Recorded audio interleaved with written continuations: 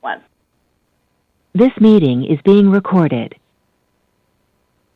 Ladies and gentlemen, welcome, and thank you for joining today's FOIA Advisory Committee meeting. Before we begin, please ensure that you have opened the WebEx participant and chat panel by using the associated icons located at the bottom of your screen. Please note all audio connections are muted at this time, and this conference is being recorded. If you require technical assistance, please send the chat to the event producer. Also, to present a comment via WebEx audio, please click the raise hand icon on your WebEx screen, which is located above the chat panel on the right, to place yourself in the comment queue. If you are connected to today's webinar via phone audio, please dial #2 on your telephone keypad to enter the comment queue. With that, I will turn the meeting over to Deborah Seidel-Wall, Acting Archivist of the United States. Ma'am, please go ahead. Thank you, Michelle, and good morning, everyone. Welcome, committee members and members of the public, to the first meeting of the 5th term of the FOIA Advisory Committee. It's nice to see those of you who I've reappointed, as well as those who are new to the committee. Thank you for the work you do for us. Today's also a special day here at the National Archives, which I'll get to in a moment. But first, regarding the package of 21 wide-ranging recommendations from the previous term. One was approved last year by Archivist David Ferriero. Over the summer, I gave each of the 20 recommendations very close consideration in collaboration with the OGIS team. And as noted on the FOIA Advisory Committee dashboard, work on 5 of the recommendations has already started. With regard to 4 of the 6 recommendations that would reimagine OGIS, I paused action on them pending review of the outcome of a feasibility study to more deeply study the cost and benefits of those 4 recommendations. And I did reject the recommendation to move OGIS in NAR's organizational chart.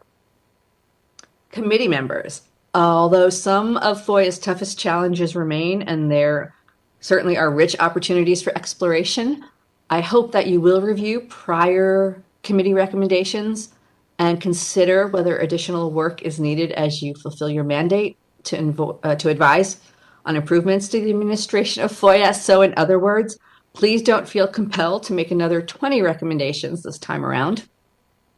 Although if you need to, you're certainly empowered to do that. And now to the special day here at the National Archives. So 13 years ago today, the first director of the brand new Office of Government Information Services unlocked the door to the office to find requests for assistance already awaiting her attention. Miriam Nisbet had no staff and no process in place for handling those requests. She used as her guiding light 104 words in the FOIA statute, as well as the International Ombudsman Standards of Independence, Impartiality, and Confidentiality. That first year, OGIS handled 391 cases, largely from requesters who had already been through the FOIA administrative process.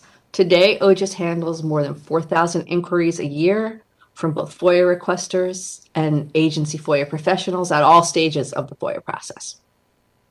By observing the FOIA process in action and offering dispute resolution services, OGIS fulfills Congress's mandate to resolve disputes as a non-exclusive alternative to litigation.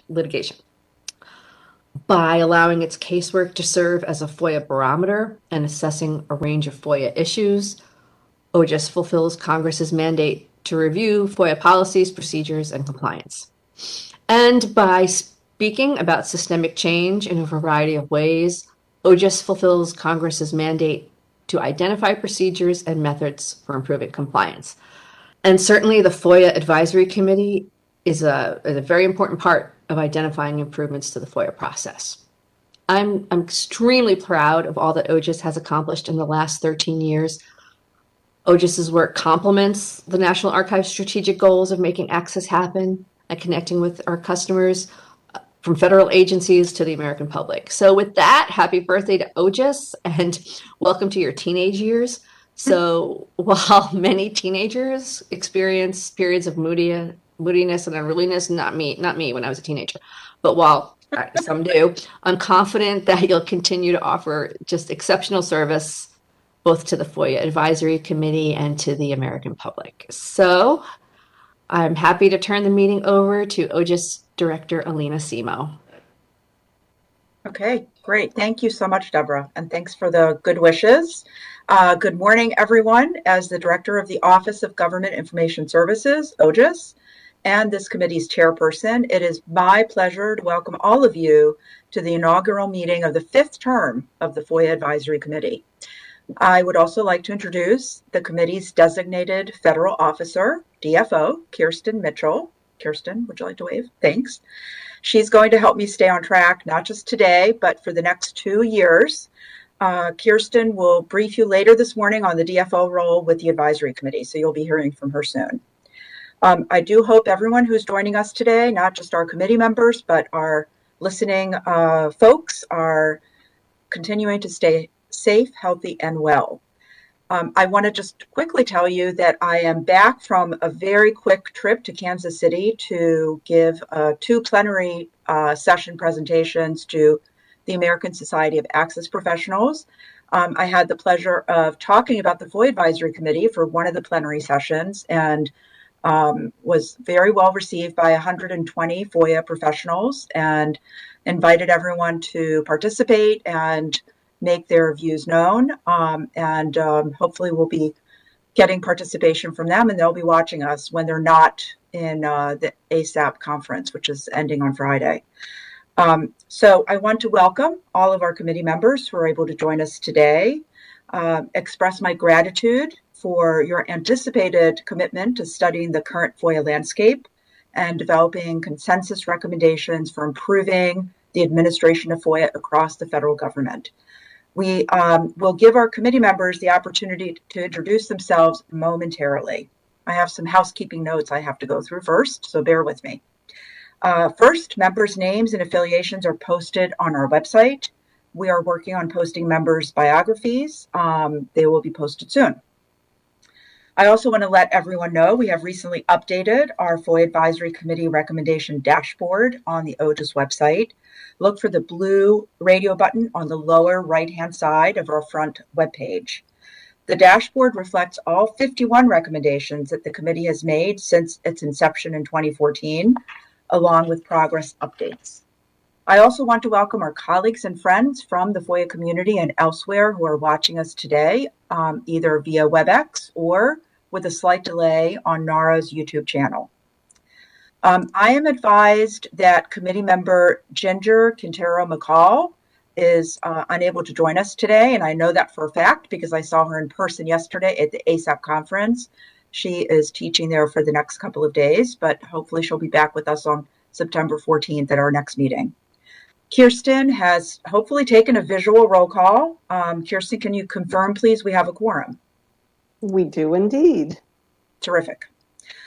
Meeting materials are available on the committee's webpage. Click on the link for the 2022 to 2024 FOIA Advisory Committee on the OGIS website. Please also visit our website for today's agenda and slides. We will upload a transcript and minutes of this meeting as soon as they are ready. During today's meeting, I want to encourage committee members to use the All Panelists option from the drop-down menu and the chat function when you want to speak or ask a question. You can also chat me or Kirsten directly. However, in order to comply with the spirit and intent of the Federal Advisory Committee Act, which Kirsten will discuss later this morning, committee members should keep any communications in the chat function to only housekeeping procedural matters. No substantive comment should be made in the chat function, as they will not be recorded in the transcript of the meeting. If a committee member needs to take a break at any time, please do not disconnect from the web event.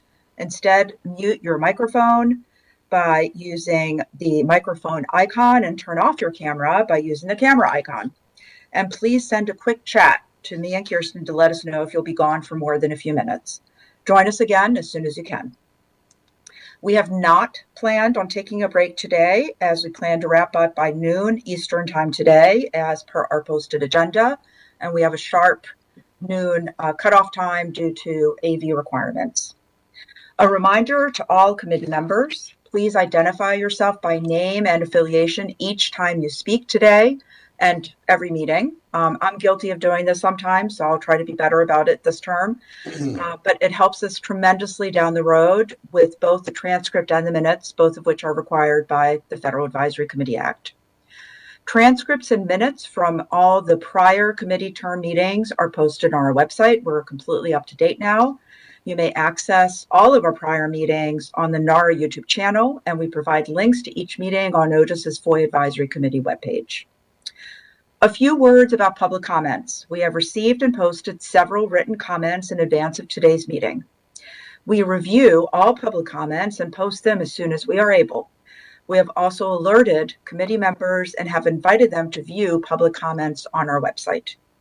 If anyone wishes to submit any additional written public comments regarding the committee's work, you may do so at any time by emailing FOIA-advisory-committee@nara.gov, and we will consider posting them on the OGIS website.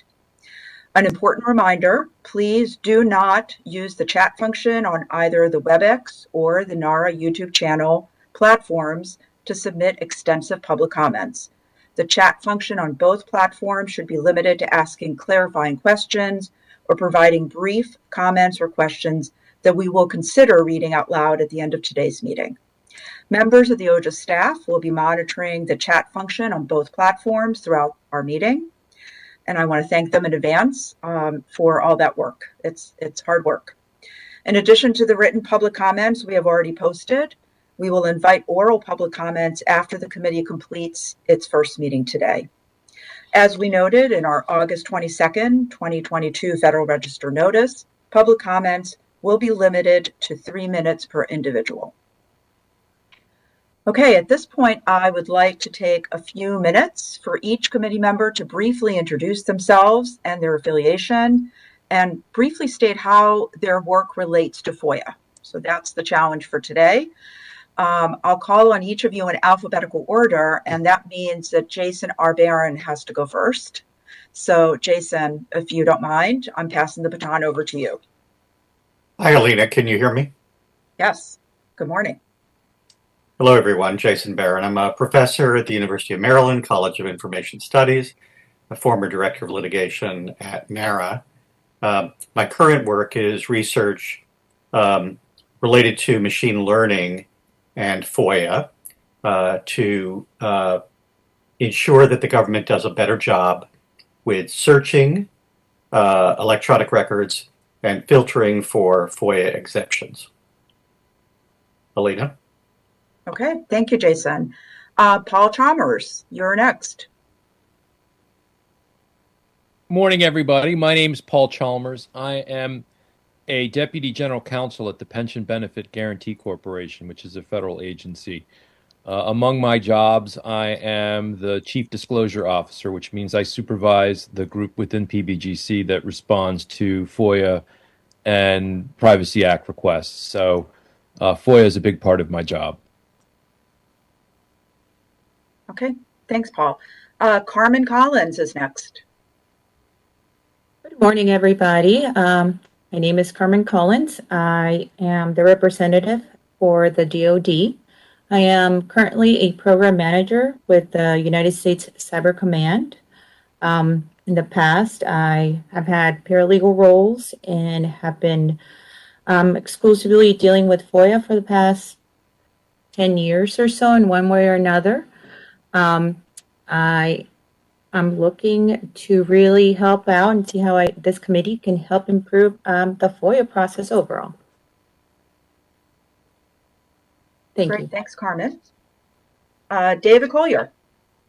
Hi, I'm Dave Coulier, and I'm an associate professor of journalism at the University of Arizona.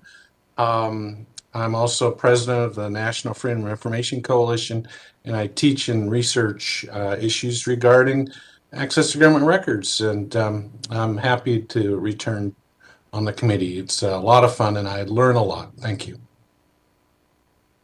Thanks, Dave. Allison Dietrich, you're next. Hey, thanks, Alina. Glad to be back. My name is Allison Dietrich. I'm Chief of the Information Law Division at Department of Commerce, Office of General Counsel. My office is responsible for adjudicating most of the department's FOIA administrative appeals and generally providing legal advice on FOIA matters. Okay, great. Welcome back, Allison. Gorka Garcia-Malin, you're next. Good morning. My name is Gorka Garcia-Malin. I direct the FOIA program at the National Institutes of Health. I also serve on NARA's Chief FOIA Officers Technology Committee, and there we study the deployment and use of technology in FOIA programs across the executive government. And actually, a lot of what we do there is take the recommendations from this advisory committee and try to identify best practices and, technology-based solutions to make the FOIA community more efficient, just overall better. So I look forward to making FOIA better, participating in the advisory committee as well. Okay, thanks, Gorka. Michael Heiss, you're next. Good morning. My name is Michael Heiss. I'm the Assistant Legal Counsel for the FOIA Division at the Equal Employment Opportunity Commission, Office of Legal Counsel. Basically, is the 100% of what I do there is FOIA, from adjudicating most of the administrative appeals, processing, overseeing processing of certain types of requests, and basically providing guidance and training from everyone in the agency, from the chair on down. Okay, great. Thank you. We have Alex Howard next. Hello, my name is Alex Howard. First-time participant, long-time commenter. I think I've been at most of these meetings since 2014 when it kicked off. Currently, I'm affiliated with the Digital Democracy Project, working in the nonprofit space, and advocacy for, as you'd guess, more democratic processes, better freedom of information across state, local, and federal levels. Just put in a comment to our DC Office of Open Government this morning regarding the continued use of WhatsApp and ephemeral messaging here at the District of Columbia, where I reside. My interests are, I think, fairly focused on trying to get the public more access to trustworthy information in structured formats and accessible formats on the internet. And that is animated in my work for the past decade. And I'm really glad to be here with all of you. Okay, thanks, Alex. Stephanie Jewett. Good morning, everyone. My name is Stephanie Jewett, and I am with the Office of Inspector General at the U.S. Department of the Interior. In my current role, I am the Deputy General Counsel, and I am the Director of the FOIA, Privacy Act, and Records Management Programs. And in this role, I handle and oversee all FOIA requests, appeals, and litigation. And I am really looking forward to being on this committee. Thank you. Great, thanks, Stephanie, and welcome. Gabebne Johnson, you're next. Thank you, Alina. Hello, my name is Bemende Johnson, and I'm currently an Associate Professor of Political Science in the School of Public and International Affairs at University of Georgia. My research interests touch on FOIA in multiple ways, including empirical examination and analysis of FOIA outcomes and FOIA litigation. And I'm looking forward to building on the great work of previous iterations of this committee. Thank you. Great, thank you. Adam Marshall. Thanks, Lena. Hi, everyone. My name is Adam Marshall. I'm a senior staff attorney at the Reporters Committee for Freedom of the Press.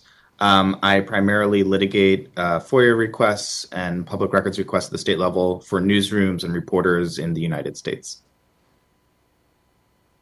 Okay, that was very brief, Adam. Thank you. Luke Nichter. Good morning. My name is Luke Nichter. History professor at Chapman University in Orange, California. I'm brand new to the committee, so I look forward to the challenge and all that I'll learn, and just frankly serving.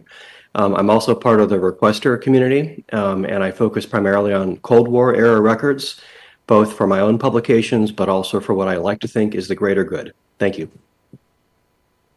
Great, thank you so much, Luke, and welcome. Katrina Pavlikinen, who is joining us by phone, I believe, but not by video. Katrina, you're up next. Hi, my name is Katrina Pavlikinen, and I am the Deputy Chief FOIA Officer of the Department of Homeland Security. Prior to that, I was the FOIA Officer for 15 years over at Immigration and Customs Enforcement. I'm actually just finished my first year officially at DHS headquarters, and I'm responsible for oversight of the department's FOIA processing for the components and also within DHS headquarters. And so I look forward to, this is my first year, I look forward to this endeavor, and I look forward to working with everyone. Great. Thanks, Katrina. Welcome.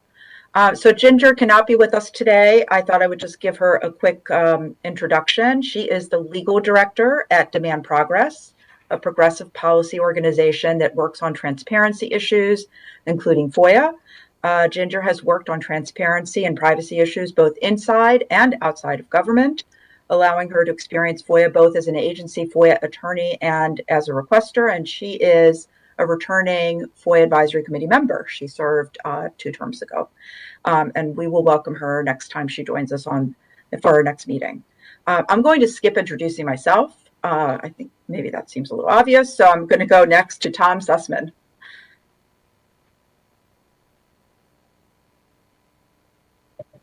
This time I remembered to unmute. Tom Sussman, my current job is Strategic Advisor for Global Programs and Government Affairs at the American Bar Association. This month marks the 54th anniversary of my involvement with the Freedom of Information Act. In September 1968, I was in the Office of Legal Counsel advising agencies on how to comply with this strange, new, oppressive, burdensome, horrible law that Congress had enacted. In answer to the question of how does my work relate to FOIA, it doesn't. Friends used to tell me that if it's that much fun, it's not work. And I'm only half-time at the ABA, and so my passion and commitment to government transparency, open government, and all manner of related issues is reflected in my involvement in this. This is my 3rd term on this committee. I'm president of the DC Open Government Coalition, on the board with David Collier of the National Freedom of Information Coalition, steering committee chair of Open to Government. It's my hobby as well as a passion. So I'm delighted to have another opportunity to work and learn in this field. Okay, thank you so much, Tom. Tom has allowed me in the past to call him the grandfather of FOIA. I'm going to continue to stick to that. I say that in a very loving and respectful way. Okay, we're up to Bobby Talebian. Bobby. Thank you, Alina. Good morning, everyone. I'm Bobby Talebian, Director of the Office of Information Policy at the Department of Justice, and OIP. And OIP is responsible for encouraging government compliance with the FOIA. We do that in a number of ways, issuing guidance, training, another number of other government-wide initiatives, providing resources to agencies, and also providing legal counsel to agencies on their application of the FOIA. So excited to be, OIP has been part of all of the FACAs. I'm excited to be part of, this will be my first full term as director of OIP. Welcome back, Bobby. And thank you for all your work in the past and your partnership. We really appreciate it.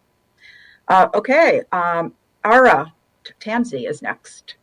Did I pronounce your name correctly? I hope I did.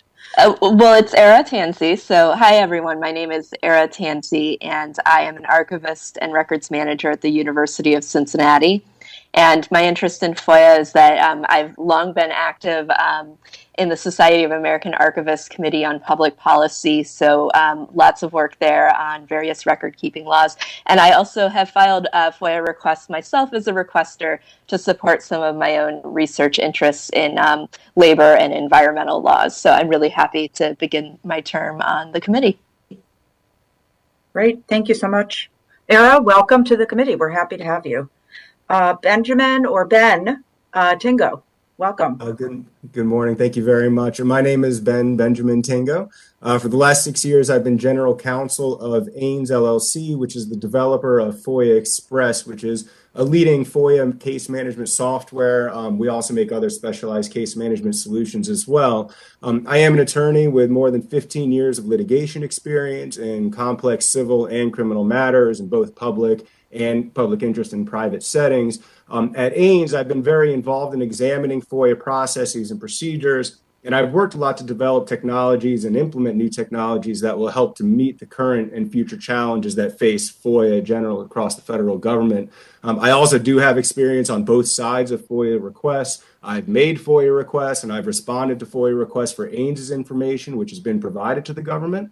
This is my first year on the committee, although a long-time attendee. I do look forward to working with the committee and OGIS, basically to find new ways to help continue to support FOIA professionals and to more fully enable government transparency and accountability. Thank you very much for the opportunity. Thanks, Ben, and welcome. Last but not least, Patricia Weth. Good morning. My name's Patricia Weth. I work for the Environmental Protection Agency in the National FOIA Office. I am the Assistant General Counsel, and I lead the FOIA Operations and Reporting Team. For short, we call it FORT, and I often say I'm holding down the fort. I never get tired of saying it, but I'm sure my EPA colleagues are a bit tired of hearing it. In my past experience, I have FOIA experience at several federal government agencies. I've also handled FOIA on the Virginia state and local government level. And I really look forward to working with the members of this committee. All right, thank you so much, Patricia. Okay, Kirsten, I just want to make sure I didn't miss anyone, right? You did We not got everyone. miss anyone. You've got everyone. Okay, and you'll get to introduce yourself next. So I think we're running on schedule, so that's great. So at this point, I would like to turn things over to Kirsten Mitchell, our designated federal officer. She will walk us through some very important points for the committee members to keep in mind as we move forward. So Kirsten, over to you. And Michelle, next slide, please. Thank you, Alina. I'm Kirsten Mitchell, and I actually wear two hats at OGIS. I lead OGIS's compliance team, and I'm also the designated federal officer, or DFO, for the FOIA Advisory Committee. The two roles dovetail very nicely as the FOIA statute directs OGIS to identify procedures and methods for improving FOIA compliance, and the work of the Advisory Committee fits right into that. Next slide, please. The committee operates in accordance with the Federal Advisory Committee Act, or FACA. That law governs the committee and requires that each federal advisory committee across the government have a DFO to manage the committee and provide managerial, administrative, and logistical support. The committee also operates under its charter and bylaws, which are available on the FOIA Advisory Committee website under governance materials. Before I get to the DFO duties, a few words about the committee's duties. Plainly and simply, it's to study the federal FOIA landscape and advise the Archivist of the United States on improvements to FOIA. Next slide, please. Committee members, you and I will spend a lot of time together over the next 2 years.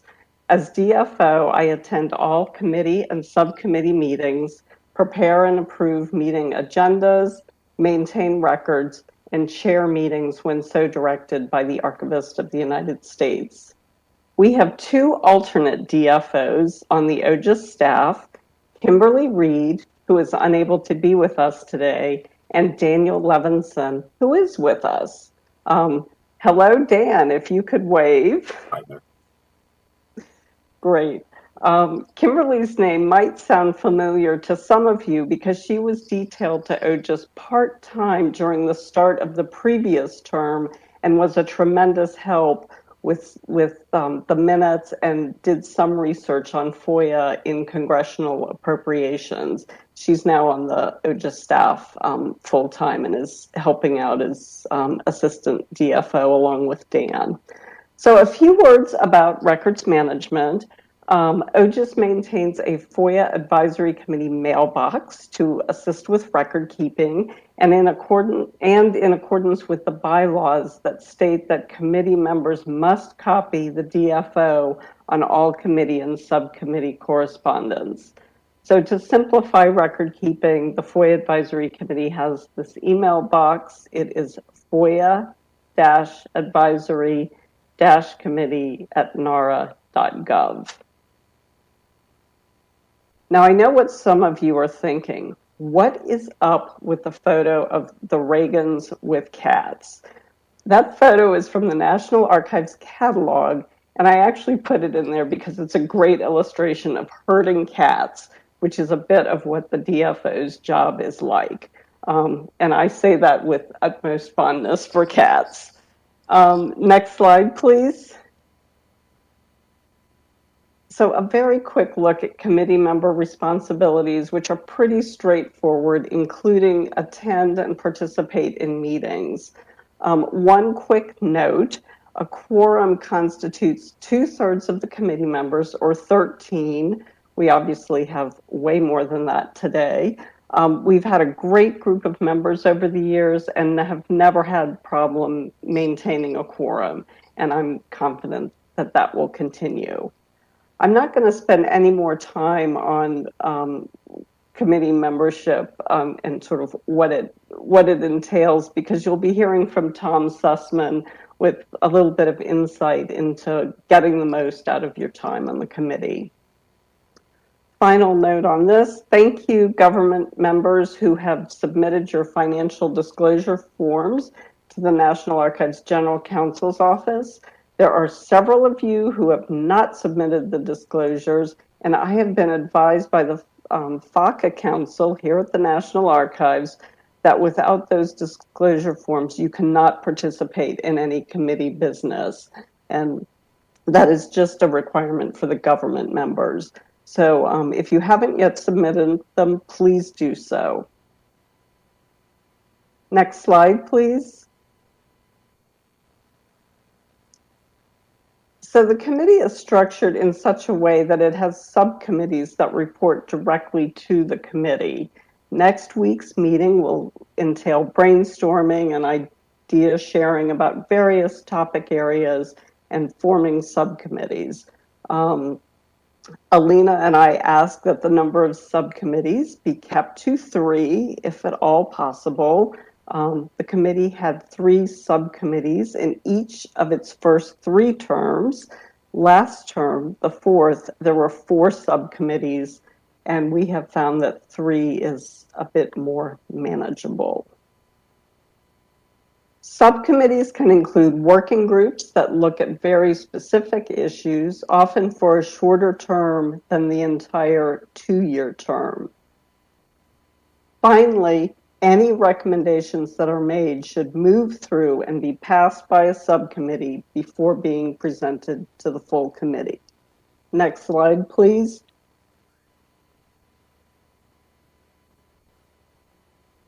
So each committee has 2 co-chairs, one from inside the government and one from outside. That's in accordance with the committee bylaws. We find that it is a great way to get members with differing perspectives to work together. At full committee meetings, each subcommittee has time on the agenda to report their work and findings. Next slide, please.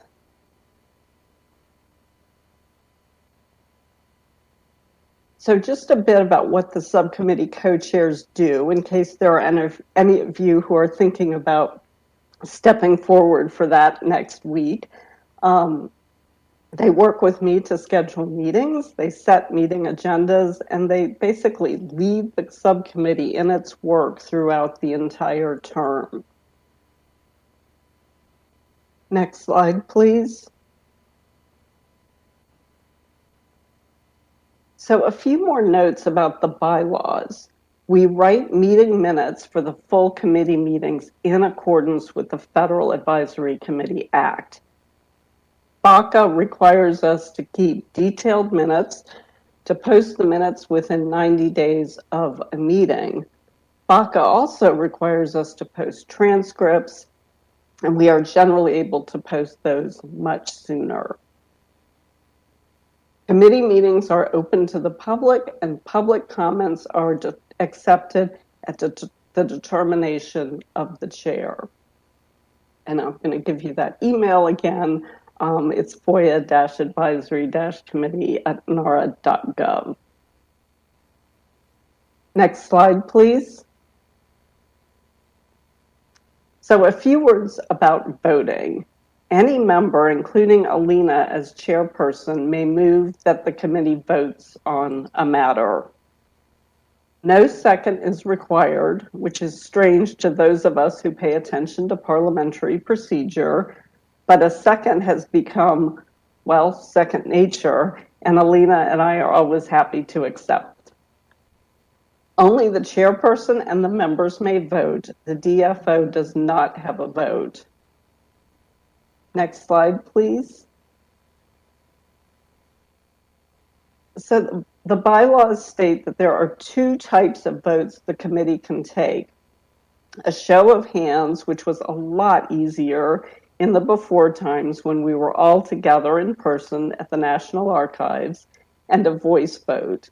In these virtual meetings, I find it sometimes challenging to tally a voice vote, so I will sometimes do a roll call. Passing votes are either unanimous, general consensus, or general majority. And then when it comes time to vote on something, we'll keep track of all of this. So no need to memorize any of this. Next slide, please. And with that, here's a slide with our contact information. Committee members, please do not hesitate to contact me with questions or concerns at any time. I'm your navigator here, and if I don't have an answer, I'm always happy to find someone who does have an answer. Before I turn it back over to Alina, I'm happy to take any questions from committee members, and I actually have one that was brought up last week regarding the bylaws. So the bylaws were put together during the first term of the committee, the 2014 to 16 term, and they serve us well. But if you think they need amending, let Alina and me know. There is a provision in the bylaws that say they may be amended, but any amendments must conform to FACA, the Federal Advisory Committee Act, and be agreed to by 2/3 of the 20 members. For those of you math challenged as I sometimes am, that's 13, the same number required for quorum. So I hope that answers the bylaws question, and I'm happy to answer any other questions anyone has. Thank you.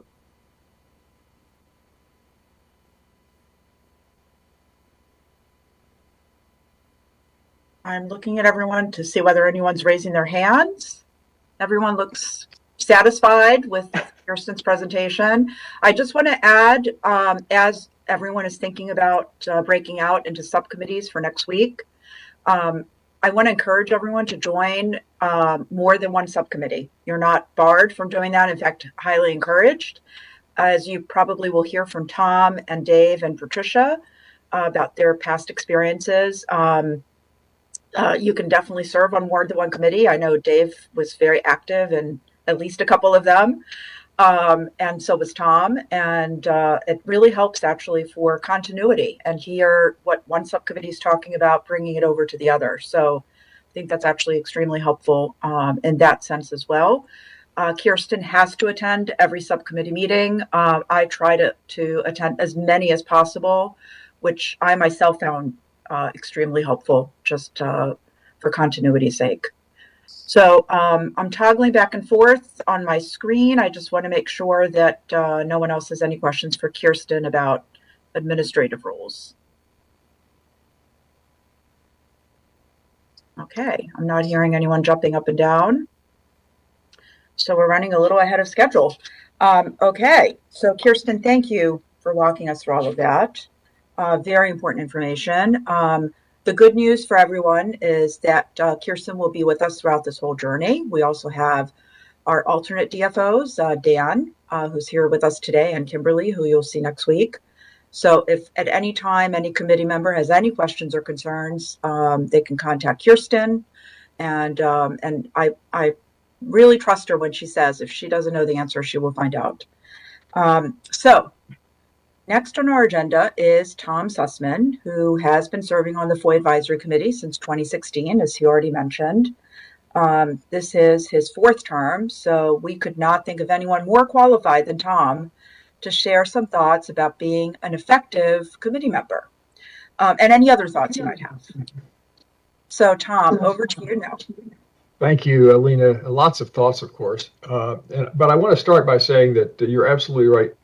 Kirsten has been very accessible whenever questions come up, some impossible to answer. Most of them, she has the answer on the tip of her tongue. So, but members should not hesitate if an issue comes up to contact our assigned officer. As this fifth term of the advisory committee begins, I kind of harken back to a short story I told at OGIS's annual meeting, which is at the end of the 19th century, Charles Durrell was a patent commissioner, and he wrote President McKinley that he was resigning and the office should be dissolved because everything that could be invented had been invented. Now, some people think that story may be apocryphal, but I love it because it kind of, I'm sure that some of us are thinking our fifth advisory committee and all of these very smart people for the past 8 years, is there anything else to do? There's a lot to do, and part of what I'm going to try to do today is give you sort of an overview of why I find participating in the advisory committee so exciting. Justice Scalia, this is the same justice who wrote that the Freedom of Information Act had no clothes, that it's a Taj Mahal of unintended consequences. He also coined the phrase that administrative law is not for sissies. And of course, the Freedom of Information Act is in Title V, the Administrative Procedure Act. And I think to some extent, FOIA is not for sissies either. And so this group that has assembled to attack yet another, basically generation, another biennial effort of addressing FOIA problems, will find very quickly that there's something for everyone. Whatever your interest is, whatever your assignment, your work assignment, whatever your hobbies, FOIA has, and the advisory committee will have something that I think will engage you. Requester community. We've done a lot on fees, agency best practices for requesters, and so on. A very important issue. See, FOIA officers, obviously, additional resources, improve training, raise the profile. Historians, improve FOIA websites, records management. Techies, search technology, better use of IT, embracing new technologies, lots of technology related recommendations. Academics, David did a masterful job at reimagining OGIS, far beyond, and as the archivist indicated, she will follow through with looking more closely at the recommendations as were suggested, because it goes really beyond sort of the mundane and the easily attainable. Defense and intelligence agency staff, we revisited classified information in the last advisory committee. Litigators had something to offer in terms of their concern about GLOMAR responses by agencies and having to litigate those. And of course, media, there's always an interest in trying to be responsive to one of the areas that the Freedom of Information Act was addressed to when it was enacted, proactive disclosure, FOIA logs, lots of issues that would be of interest. Which, just having gone through that, you see there are recurring themes. Technology, FOIA oversight, proactive disclosure, additional resources, accessibility under Section 508, Americans with Disability, additional resources, agency websites and logs, and additional resources. You'll see a recurring theme there. There's lots of unfinished business, though.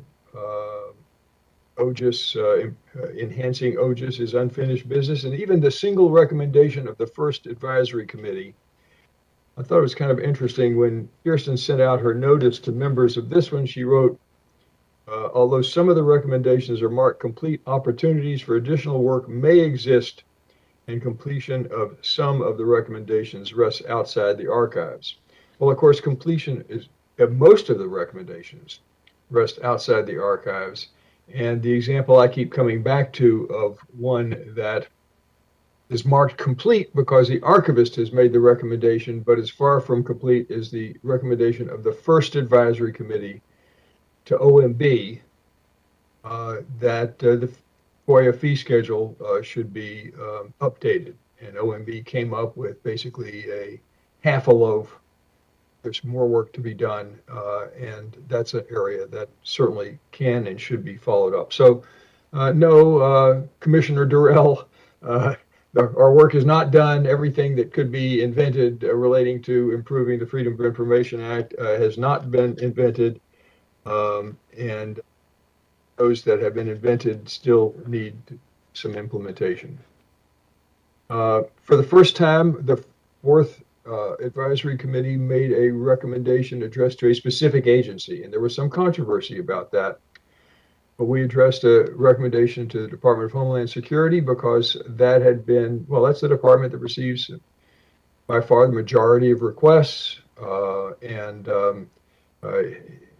has a very large backlog. And so we decided that it was worth looking at a specific agency. And this advisory committee may want to do the same in terms of focusing on an agency. We also made a recommendation relating to legislative information access, which was unique at first for that last advisory committee. Another unique thing for the last advisory committee is, as the archivist told us, is this the first time the archivist has rejected a recommendation, which is okay. I mean, that's our job, is not to try to second guess what's going to be acceptable to Bobby or Alina or Ms. Wald or Mr. Schumer or McConnell or any of the people to whom we are making recommendations. Our job is to do the best we can to come together on what needs to be done to improve the Freedom of Information Act. And I use the word "come together" emphasis because it's amazing the diversity of representation on the various advisory committees, both from within government and outside government. And a lot of us have been adversaries with FOIA requests and even with lawsuits in the past. But we're here together to face joint challenges. Some involve low-hanging fruit, like the fee schedule. I think improving FOIA websites is low-hanging fruit. Some of them involve a little more challenging and long-term issues like FOIA logs and technology. And some are, very ambitious legislative branch records, and maybe some major overhaul for OGIS. But, I think that the challenge will be enjoyable for everyone. I think attending meetings, we know when they're going to be. I try to block them on my schedule. I think I've missed one meeting in the last 6 years. I do a lot of international travel, and those are kind of hard to tune into. Work hard, and there's plenty of opportunity to work hard. The subcommittees will often schedule meetings to hear from outside experts with narrower expertise that might be worth presenting at a full committee meeting. And those are all worth attending, and they're all worth being involved with. I probably don't need to say to this group that one of the things that any committee needs to keep in mind is feel free to talk when you have something to say. Feel free to not to talk when you don't. We know you're listening. We know that you're a constructive member of the team. And I was on a nominating committee once in the District of Columbia Bar that had two peremptory challenges for board members. One was they don't return phone calls, and the other was they talk too much at meetings. So that's just a short caveat. As I said when I introduced myself, I mean, part of the reason I'm back again is that I do find this not just to be valuable, not just to be a possibility of contributing to the continued enhancement of public access to government information on many fronts, but also because it's incredibly enjoyable. I meet a lot of new people. I learn a lot, have an opportunity to stay involved in a very interesting and consequential area. So that's my message for today, and I hope when our 2 years are done, you will have the same positive, enthusiastic response to our work as I've had for the last various committees. Thank you. And I'll take questions if anyone wants to ask questions. I was going to suggest that. Anyone have any questions? Adam clapped for you, so I want to give that some recognition. So I don't have a question, but I have a comment.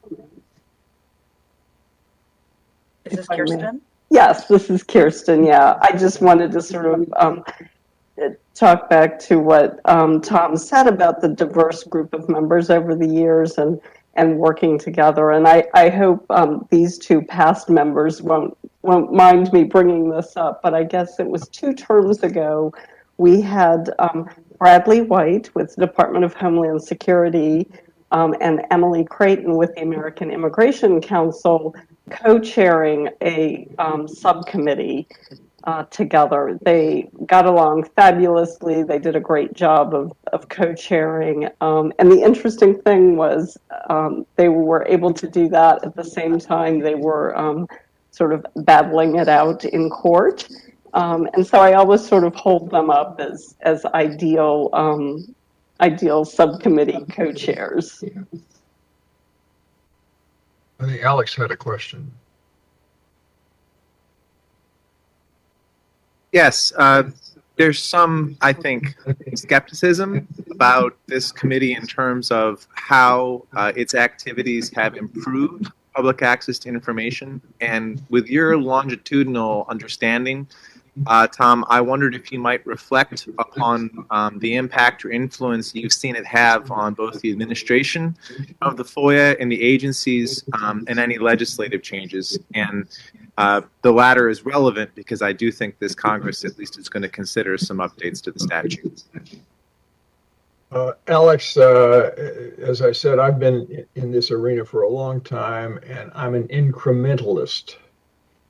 To give you sort of my touchstone for that perspective is I went to work in 1969 on the Hill for Senator Ted Kennedy, whose big issue in the 60s was health care reform. And the last vote that he took before he died in the floor of the Senate was for a massive overhaul of health care, the Obamacare. Can't even do the math to how many years later. And so, I mean, you know, the answer is some of these, I think bring about fairly quick results because we identify something that is low-hanging fruit. One of the things that I'm going to recommend, and I know that some of the former members of the earlier committees are likely to go along with, is that we spend more time on going back to old recommendations and figuring out how to implement them. Do we need to? I don't think there's any. Now that the recommendation has been made, there's no particular inhibition on individual members getting together to go up to the Hill, to set up meetings with agencies, and to push as a group on recommendations that are already on the books. So, I mean, I haven't gone back to look at the dashboard and say, wow, this was really a major. I think there probably were some, but I just don't have them on the top of my head. Kirsten may know a few because she sort of supervises the dashboard, but it hasn't. And I know Bobby from time to time will say, "Oh yeah, we've come out with guidance on that issue following advisory committee recommendations."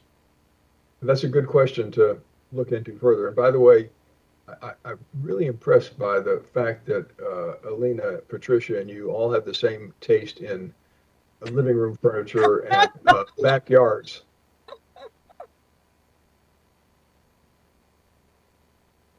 Sorry about that.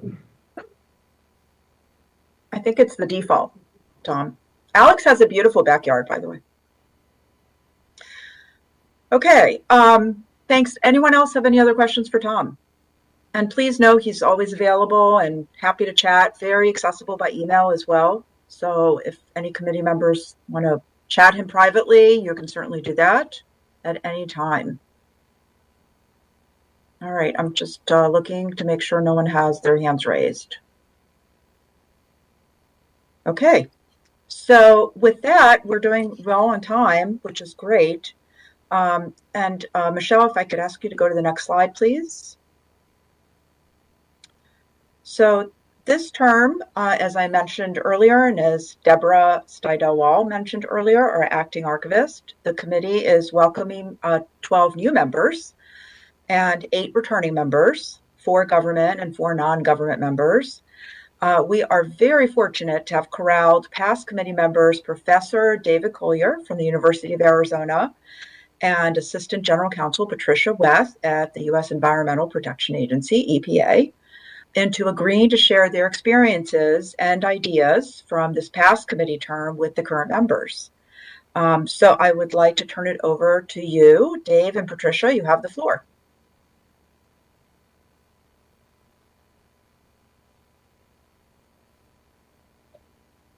Go ahead, Patricia. I think you're leading off, right? Oh, okay. I can do that. Good morning, everyone. I had the honor of serving on the 2018 to 2020 and the 2020 to 22 FOIA advisory committees. I'm back again. They say the third time's the charm. Hopefully that will be the case. I was thinking about what's been done with all the committees. And, since 2014, there have been 4 terms and a total of 51 recommendations. So I am going to share my screen. Bear with me. I was successful earlier today. Okay. I wanted to talk a little bit about the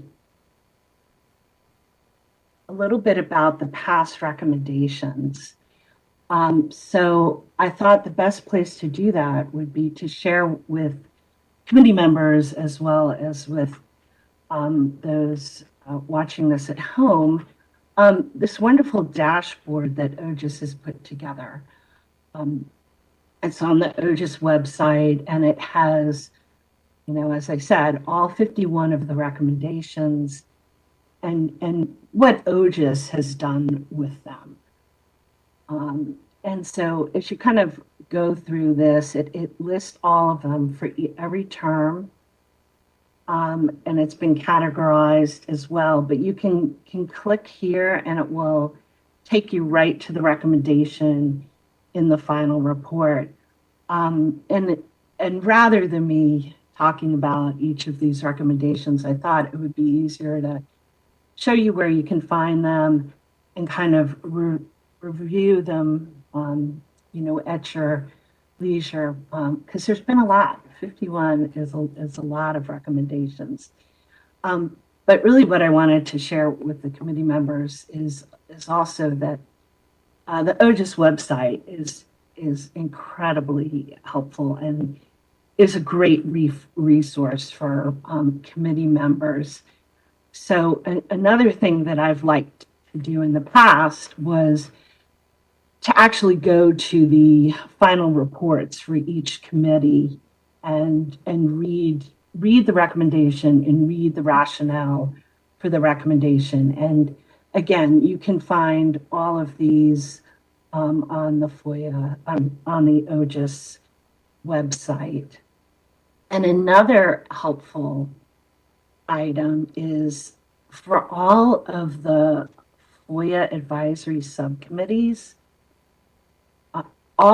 for each term, all of the subcommittees are listed, and if they've done a final report, for example, in the 2020 term, each of the subcommittees did prepare a final report, but while the subcommittees were working, any of their research or interview notes or white papers were put on these subcommittee sites. So I wanted to share with you some examples of what I thought was really good. And one that last year on the legislation subcommittee, we had a working group regarding FOIA fees. And this site was incredibly helpful with all the research that this committee, and I believe this is from the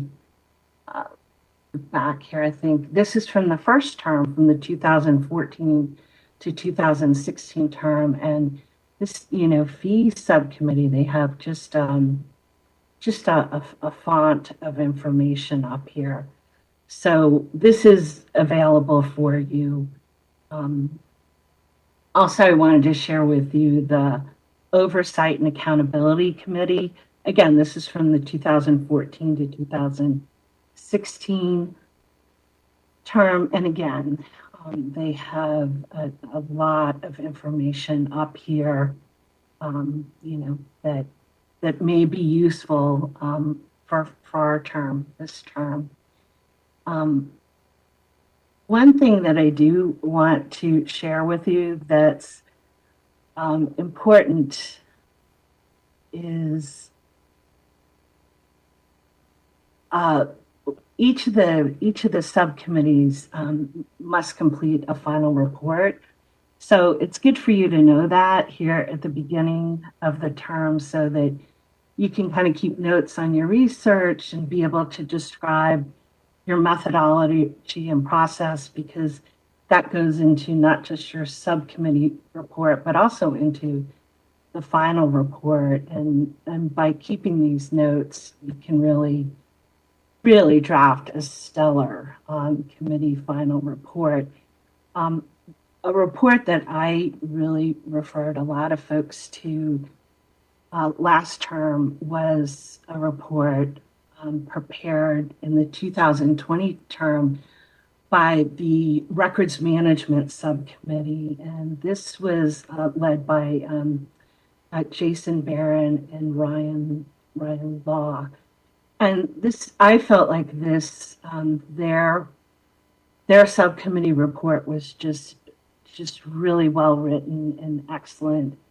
And again, you can get to this report through the OGIS website. And I think it's a great example for folks to look at really in the beginning of this term. So you kind of, have some ideas of how to prepare this at the end of the term, because 2 years go by really quickly. I'm always amazed, and if you stay on top of it, it's a little bit easier. I know my first term, I was kind of scrambling the last couple of weeks, so I just wanted to share that with you.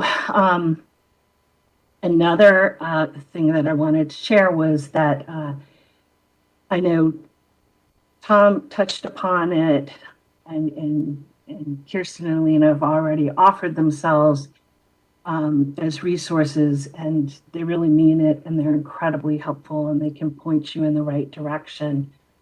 But also, for this term, we have several returning committee members, and that's Tom and Dave, Allison, Ginger, Jason, and myself. And I know I can say this about all of them, that they have no problem with you contacting them and in giving guidance. I can tell you my first term was incredibly helpful to us. We were trying to do some international research to deal with voluminous requests and also look at different models of agencies like OGIS. And Tom hooked us up with websites and people to interview. So please don't be shy about reaching out to folks. And I will also say another resource are your current committee members. Tom touched upon it. We have some really, really smart people on this committee with great experience. And, I think that when we work together as a team, we work better. And I can just share with you some of my past experiences with Suzanne Pertowski. She, as a professor at Rutgers, she was incredibly helpful with helping us compile survey results. Michael Morrissey from Muck Rock really could hook us up with items regarding, from the requester community perspective.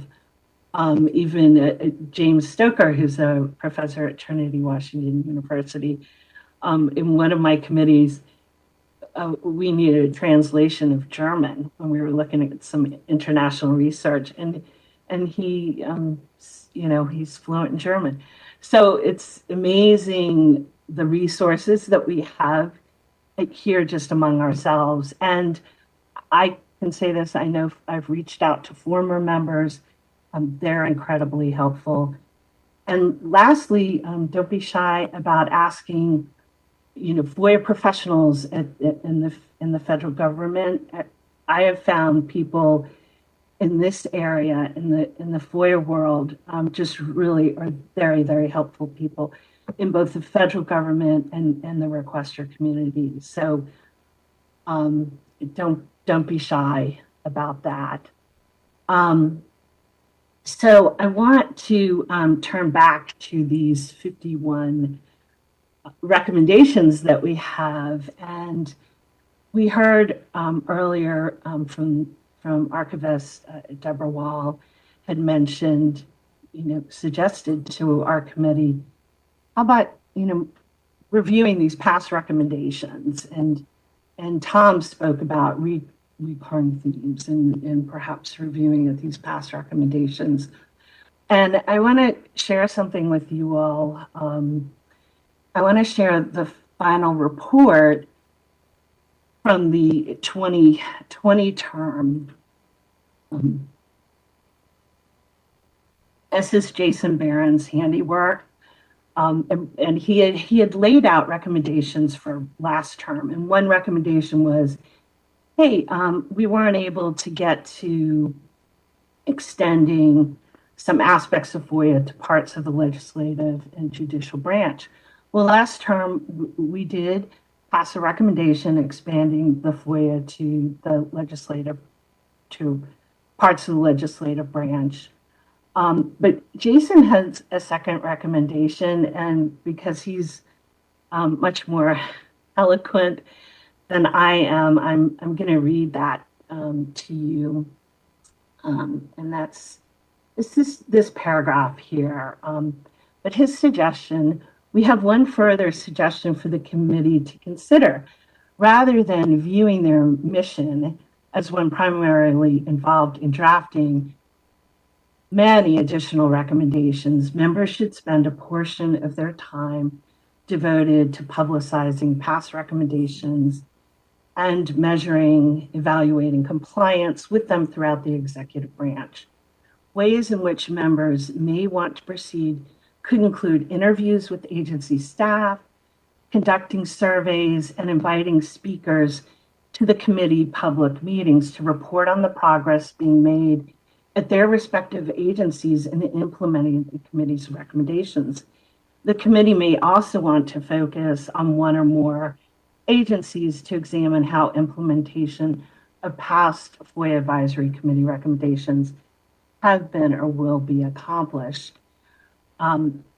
So I have to say, when I read this in the final report, I had an aha moment, and I thought, gosh, I mean, we do have a lot of recommendations. We can all give recommendations. As a lawyer, I give recommendations all day long. And whether people listen to them or not is a completely other story.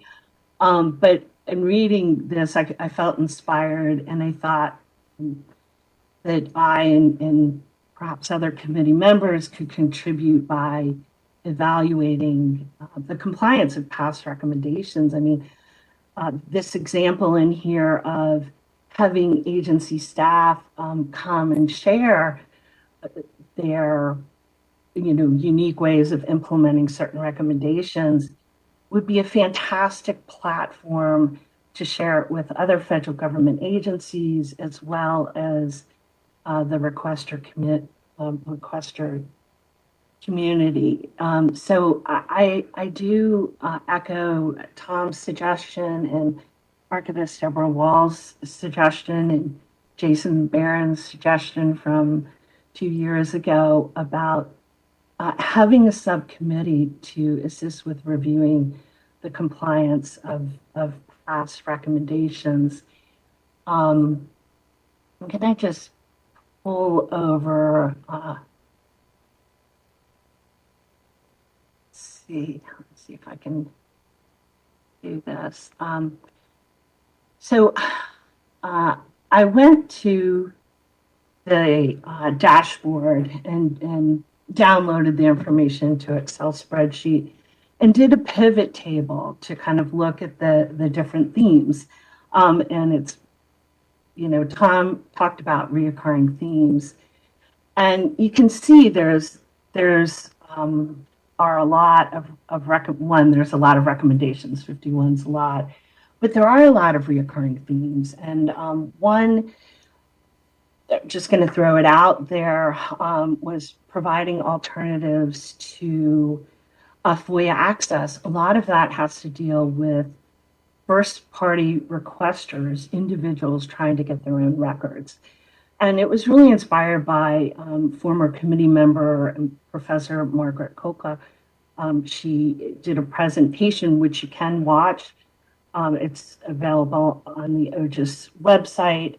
She's also written a book since then called Saving the Freedom of Information Act. And,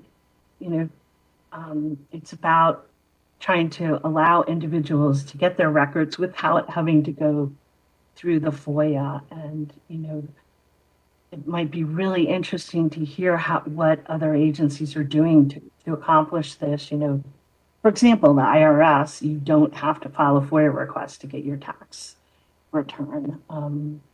That's kind of one example. There are a lot of recommendations regarding technology, search technology and technology. And, in the federal government, we're always looking for ways that can help us get out voluminous requests and to do things, with a shorter response time. And we lean on technology a lot. So it might be interesting to see and hear about how some agencies have implemented these past recommendations in their agency. raising the profile of FOIA within agencies. That is really helpful for federal agencies because when you have the support of your leadership, you can, you can really make some great strides in the administration of the FOIA. And also enhancing online access of records. That had a significant number of recommendations, 5, and that could be another topic that could be revisited. I would just encourage you before the 14th. I know we have some time, but you may want to look over these recommendations. And if anyone has any questions, please feel free to contact me. I'm happy to talk about these if anyone has any questions. And if anyone has any questions right now, I will try and answer them.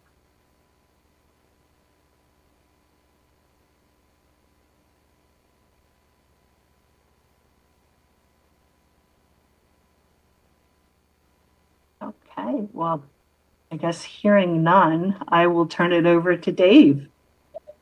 And I'll try and stop sharing, Dave. Thank you, Patricia. Boy, I love that table you put together. That's great. Thanks for doing that. And I'll share here real quick. And yeah, I mean, as folks have mentioned, Wednesday next week, we're going to start, working through what we want to do for the next 2 years. And one thing I really like what Alina and Kirsten have done is plan 2 meetings for this initial month. And I think that's new and it's smart because I think, I don't know about others, but last year or last term, that getting started can be,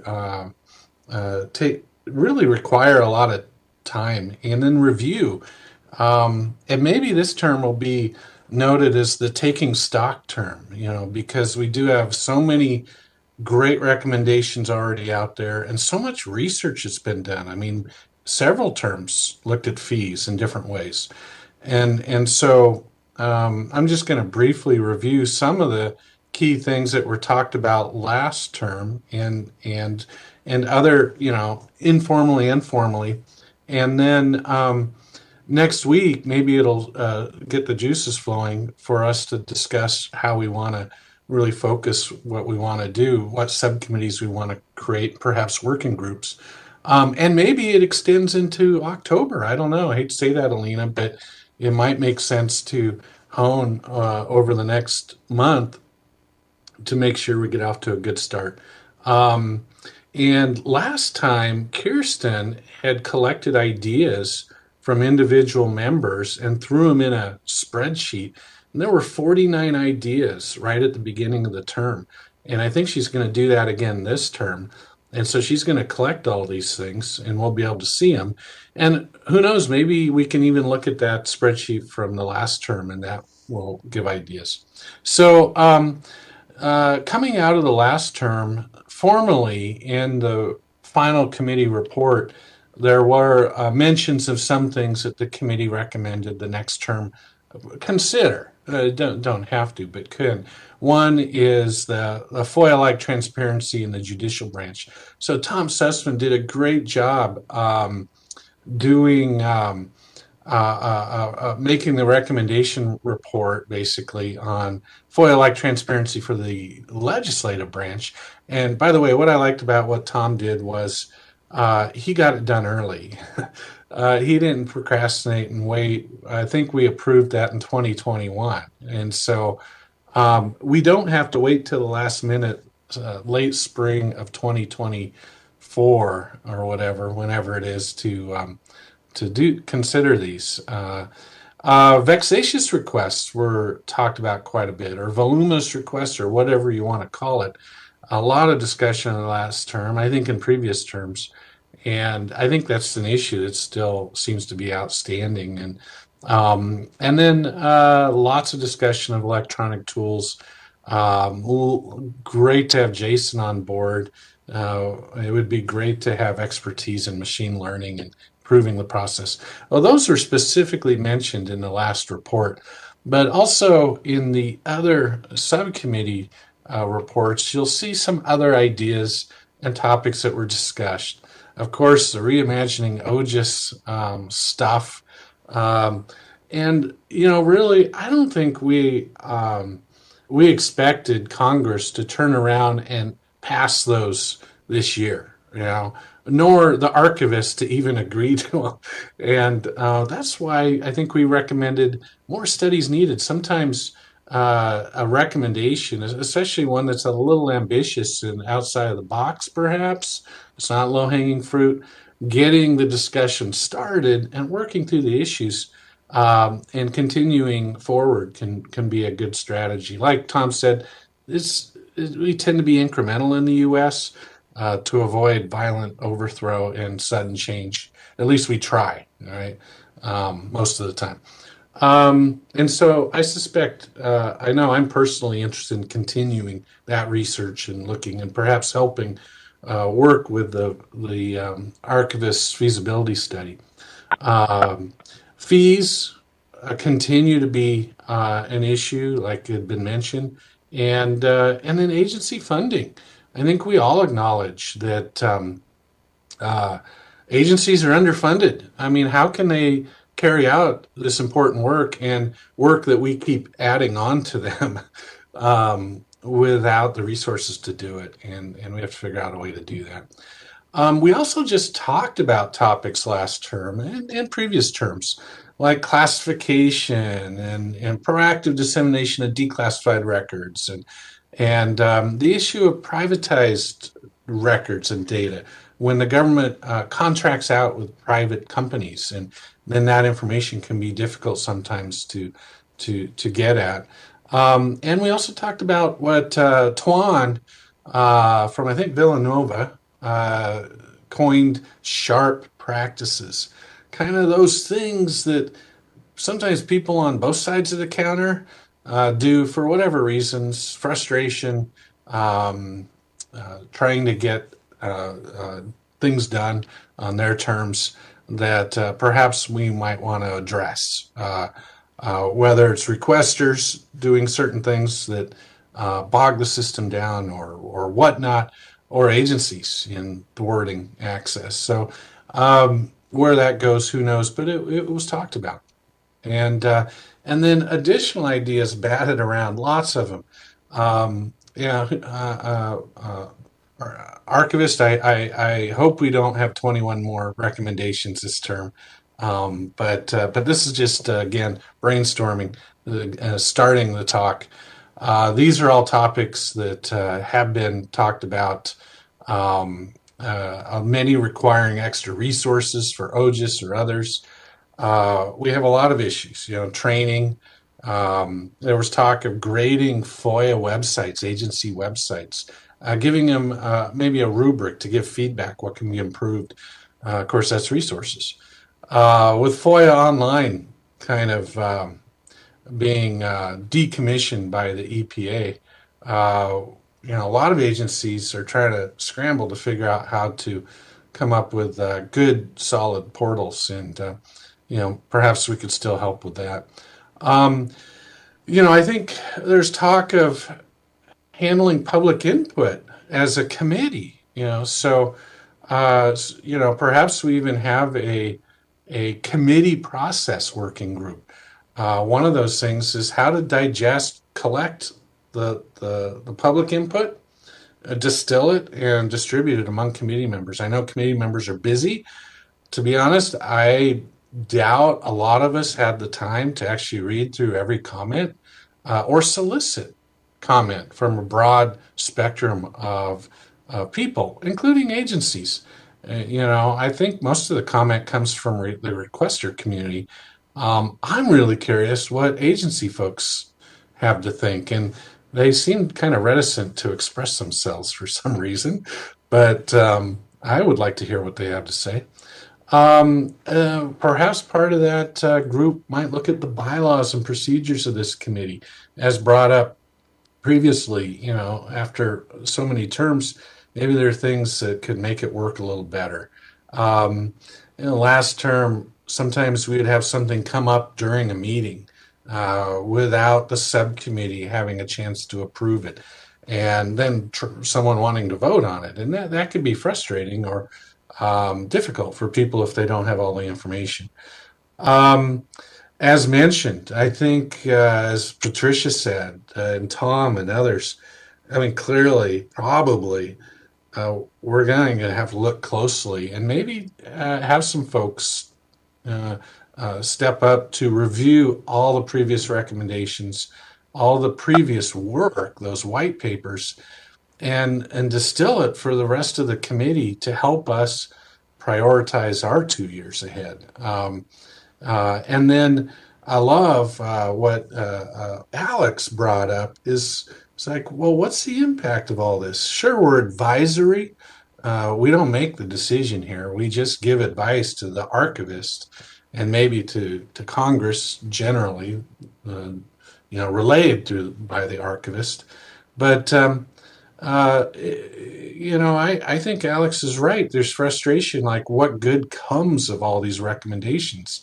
If what's the impact? And can there be impact? I'm guessing the FOIA officers have some restrictions on what they could do in walking up to the Hill and talking to Leahy or whoever, Cornyn, Grassley, or their staffs. But I can do that, and as well as many of the other committee members on that. Is that something we talk about? How to, maybe the archivist wouldn't want that. I don't know, but that might be something we talk about. So all of those, are just to get the juices going, the ideas that we're going to talk about Wednesday next week, and hopefully add ideas to the shared file. And I'm really excited to see what we do this term, because shoot, there's so many amazing minds here. So and I'm particularly pleased with the agency folks that I have been able to work with. Patricia in particular and Allison, very reasonable. From the requester side, I all thought they came to work with horns and cloven hooves, but I found that is not true. They are human and smart and reasonable. We actually had agency folks vote in favor of enforcement, binding authority by OGIS, which kind of surprised me. But they see the reasonableness of coming up with better systems that make this work better for everyone. So with that, I'll end. Open to questions or thoughts if anybody wants to chime in.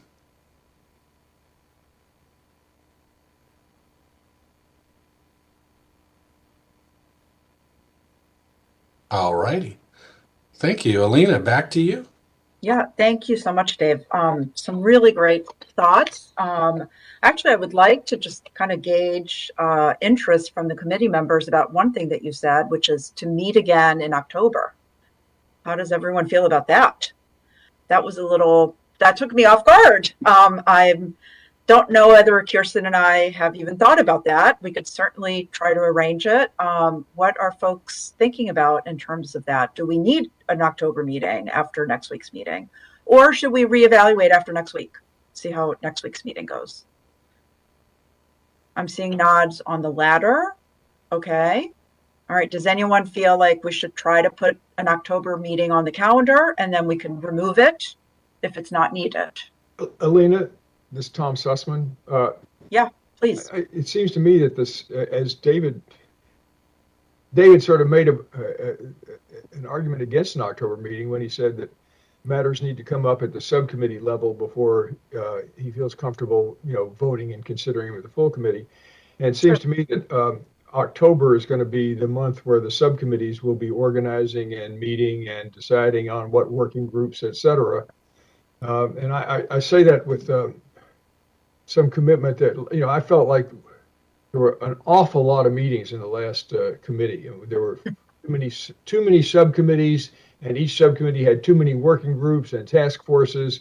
And so if you really wanted to keep up with what was going on, you kind of had to, forego much of your day job. I mean, there were like meetings every week. And so I'm going to suggest that we perhaps start off a little slower this year, not burn people out in the first couple of months.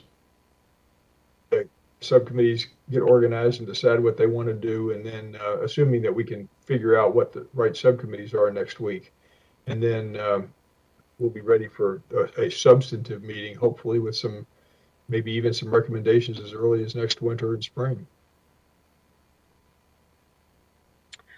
Tom, that makes perfect sense. I understand burnout completely, and especially for the government folks who are coming off of trying to wrap up everything at the end of the fiscal year. I think maybe they'll just want a breather. So I completely appreciate that. With that, no October meeting, so no one should worry at this point. But I just want to make sure that everyone has kind of mulled over everything that you've heard so far and see whether there are any questions or comments.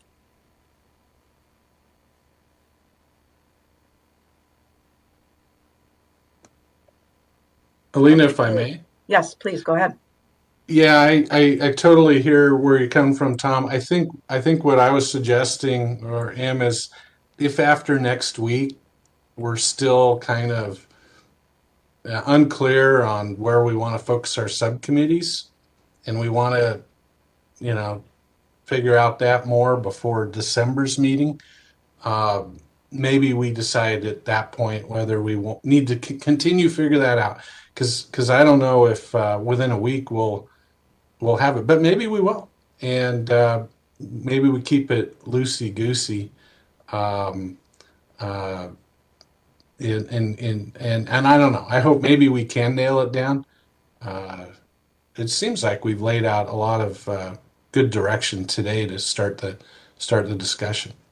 Yeah, David, let me just follow up on that one more. Emails that go to this group and they also go to Kirsten, and they're also, they're archived, but it seems to me that we could do more by way of group emails with proposals. I mean, you and Patricia could, send around a proposal, what you think would be the three most important subjects that among the various things listed, and let people respond. And Alex will have his ideas, and, someone, Bobby will say, this what he thinks is a good and bad, and maybe by the time we get together, things will begin to coalesce a little more just by that not offline exchange, but exchange in between the meetings. I think that's a great idea. Yeah, I'm waiting for Kirsten to jump in because she's going to tell us that violates the Federal Advisory Committee Act. Well, yes, what I was going to say, I guess a couple of things. I was going to say that that yes, we need to do business in the public eye, but also after this meeting, I plan to send an email to all of the committee members asking them for their top 2 or 3 ideas.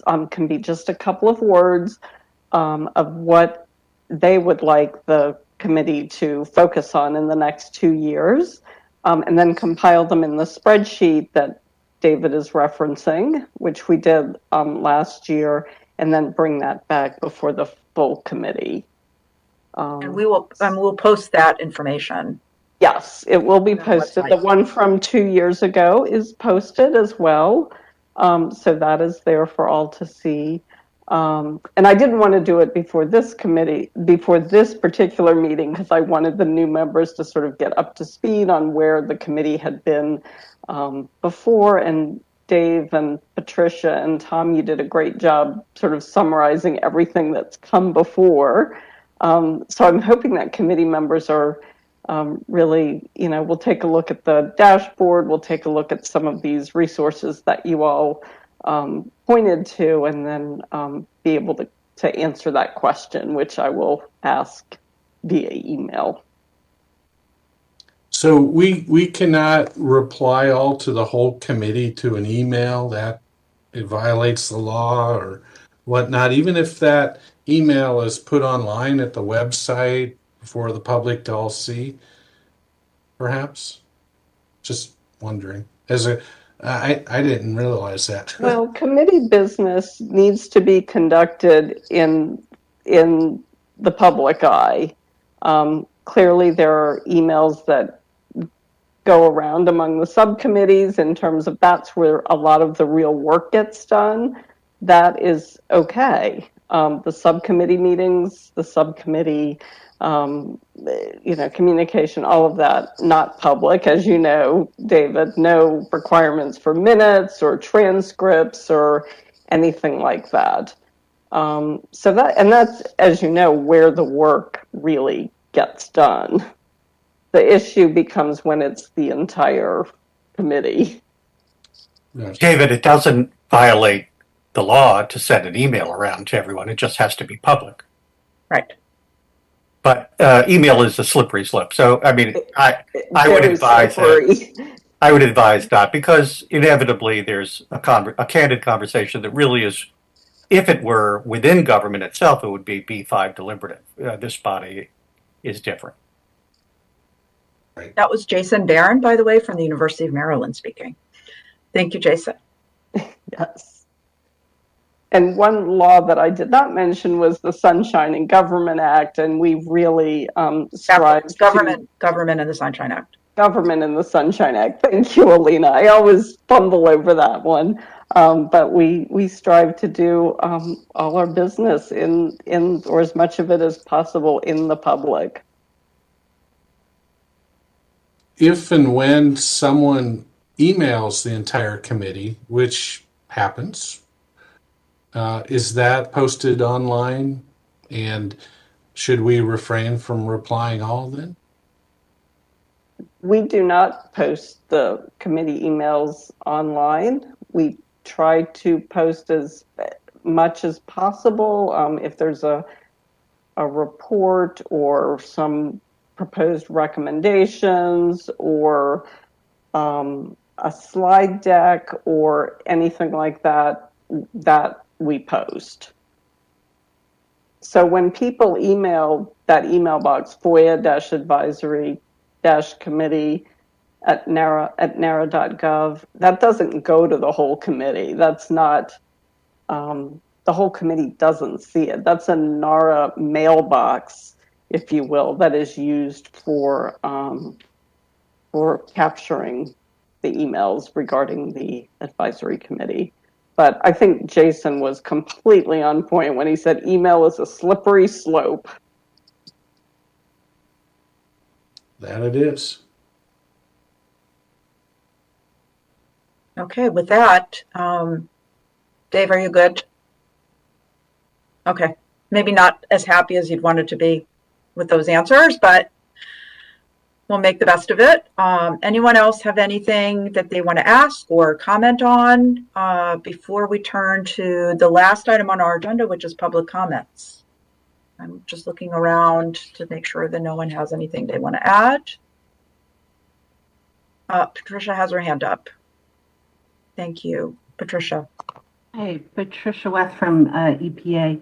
I was just wondering if, we, the past members, shared ideas that we had for potential subcommittees. And I was just wondering if some of the new members wanted to share if they had an idea for a subcommittee.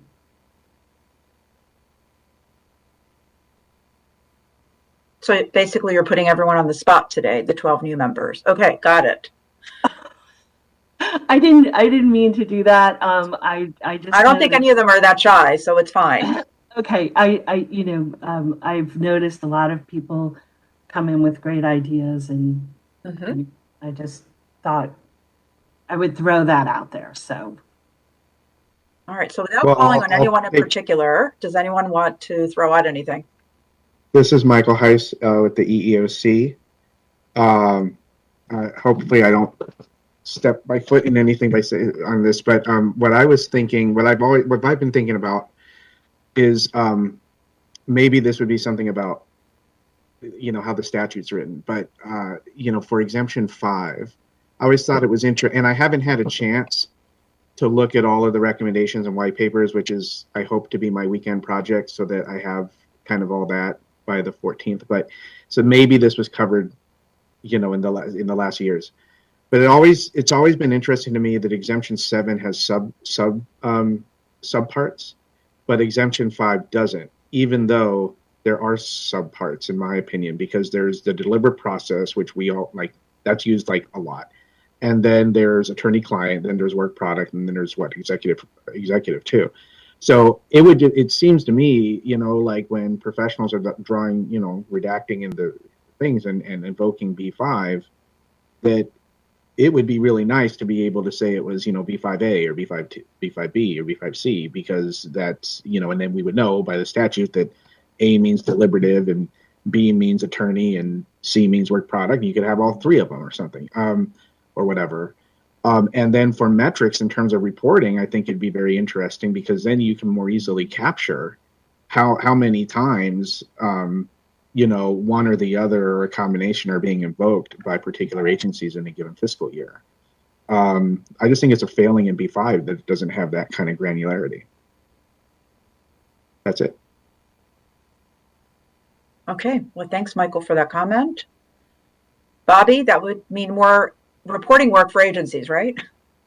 Well, I mean, one just distinction to make between exemption 5 and 7 is 7 does point to specific law enforcement interests, and B5 incorporates essentially civil discovery privileges, even though deliberate process, attorney work product, and attorney client are the ones that are most cited. It also incorporates presidential communication privilege and theoretically any other civil discovery privilege that also meets the threshold.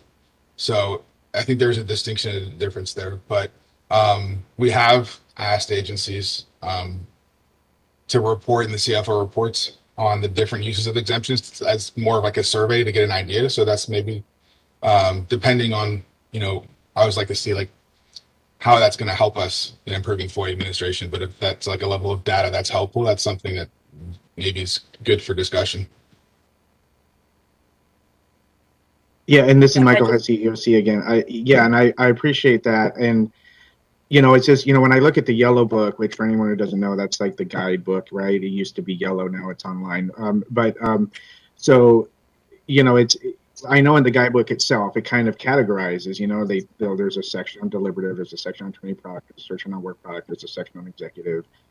And I know and I don't know how many other FOIA professionals think like this, but when I'm thinking of B5, those are the buckets I think of. I mean, there might be other ones, but, maybe having it, and I don't know, I like things to kind of be in different buckets. And so even though, there is a difference with 7 and 5 in that way, if the vast majority of what agencies are doing is really invoking those big buckets that are, in the yellow book as well, and I think everyone thinks of them that way, when courts write about B5, those are the things they're talking about, that maybe having those subparts and then maybe another subpart that says other or something, and they can, but I think that for me, it just would make more sense, because I think of them myself as being,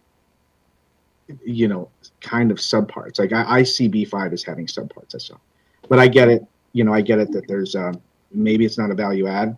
That's cool if it's not, and I think it would be, and yeah, definitely, there's other things beyond like Bobby was saying. So anyway, so for whatever it's worth, that's moves on my mind. Thanks.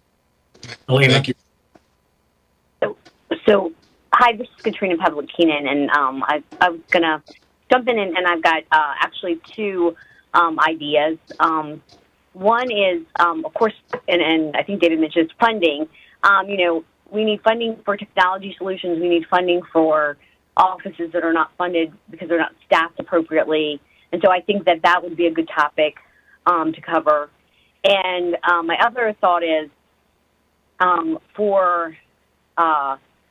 we've talked about in great depth, and Elena, you and I have talked about this prior to this committee, about first-party requests and non-first-party requests, and changing the policy and how we would do that.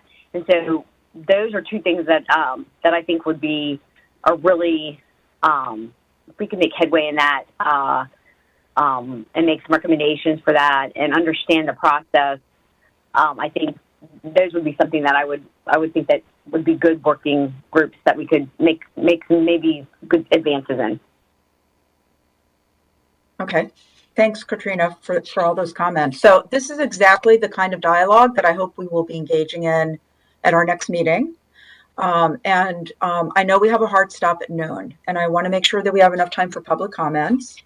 And I know that we've gotten a number of comments on the chat that I was going to ask Martha Murphy, our Deputy Director, to read out loud. So without further ado, we have now reached our public comment section of our meeting. So I want to just turn it over to Martha to read some questions out loud. And we will also open up our telephone lines. Hi, Alina. Can you hear me? Yes. Great. So first off, we've had a very lively chat on the YouTube, and we're getting a lot of questions specifically about the FOIA and the FOIA Advisory Committee coming through the chat on YouTube.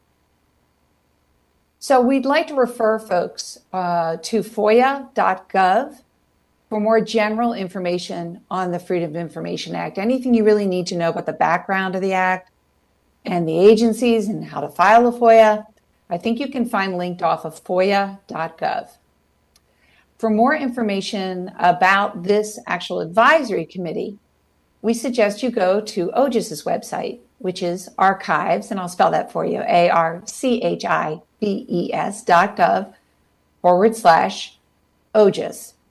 On the left-hand side, you'll see a link to our FOIA Advisory Committee. And again, it's going to probably give you more information than you ever wanted to know about this committee and all previous committees, how they are formed, who the members are, and all the like. So I just wanted to start off right there because I know we're very excited to see how many people are interested in what we do. But it's just too hard to answer all the specific questions in this forum. So we're going to point folks to resources for them. Secondly, we have received 11 questions for Bobby and or Alina that the submitter requested that we read aloud. I think it would take all of our time if I read and then you answered and I read and then you answered. So I'm going to read them out now and then give you both time to respond to anything that can be responded to today. So if you don't mind, I'm just going to jump right in. For OIP, Bobby, one-word answer. What is the dollar funding level that DOJ OIP needs to effectively accomplish its statutory missions for fiscal year 23? And also for OIP, I am prepared to provide you 1,000 to 2,000 compliance inquiries of incontrovertible false FOIA reporting and other potential malfeasance. Are you staffed to prepare? Moving on to questions for OGIS. Alina, again, one-word answer. What's the dollar funding level that OGIS needs to accomplish its statutory FOIA compliance and mediation missions for fiscal year 2023 with full mediation when solved? Alina, why did you discontinue satisfaction surveys and how do you now validate your suspect claims that requesters are satisfied? Statutory basis is what for statement, I guess, what is the statutory basis for the statement, quote, OGIS staff may need to consult with the Office of Information Policy at the Department of Justice before accepting the request for mediation. Not familiar with that statement, but that is the question. The next question is, OGIS has never engaged in mediation of my specific request. To do so, upon what authority is OGIS refusing mediation? The next question is, why changed in 2022 Ombuds report statutory wording from offer mediation services to help resolve disputes? Per 5 U.S.C. section 552H3, OGIS shall offer mediation services to resolve disputes. Next question, why changed 2022 Ombuds request for mediation to request for assistance? Not the same. I think that's a similar question. How many of the 2022 purported OGIS 4,100 cases went to mediation? Next question, OGIS and agency FOIA public liaisons routinely refuse to engage in ADR. Why does OGIS incorrectly report the number of OGIS cases and number of times FPL assistance sought ADR in lieu of engaged in ADR? Next question, OGIS, in my request for mediation, OGIS often says, file an appeal and the agency will address your issue. Not what Congress intended. How can OGIS count such actions as an ADR case closure figures? And finally, recommendation number 2020-19. In the absence of oversight from Congress, FOIA otherwise lacks a sustaining enforcement mechanism. Why did OGIS non-concur with additional hearings and inquiries? So if either of you would like to address any of these questions, I'll be quiet now and let you do so. Bobby, do you want to go first? I can go first since you had a lot more questions than I did. So as far as funding, I can tell you that every year we evaluate OIP's funding to ensure that we can meet the demands of our mission, and the department's been very supportive of funding OIP. Of course, I can't think of an agency, component, or organization that would say I can't use more resources. But we are able to fully meet our mission, and the department's very supportive. I'll give one example of that, and as it relates to FACA recommendations. Just recently, the Associate Attorney General issued a memo to Chief FOIA Officers and General Counsels advising them to use new e-learning training modules that we developed for the entire federal workforce. Separate e-learning modules so that every agency has these training resources. One specific for senior executives, one specific for all agency personnel that aren't FOIA professionals, and these are tailored trainings to them. And then one very comprehensive e-learning module for FOIA professionals. And of course, that required funding, and the department funded that effort. And over the past year, we're able to develop those training modules. So that's just one example. As far as compliance inquiries, we've always encouraged requesters to come to us if they see compliance issues. One, so that we can